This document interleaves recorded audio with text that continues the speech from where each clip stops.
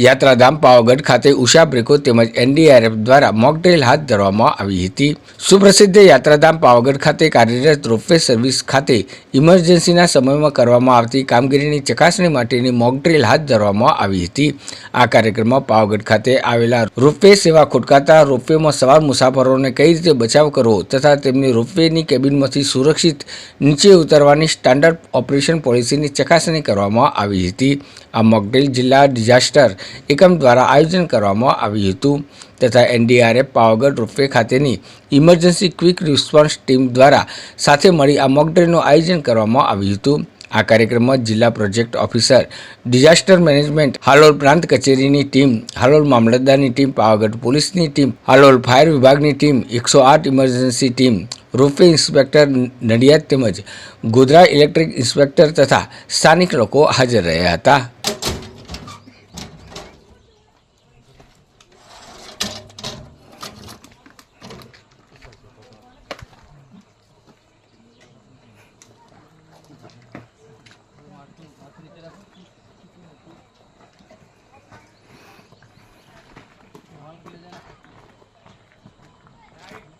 Okay.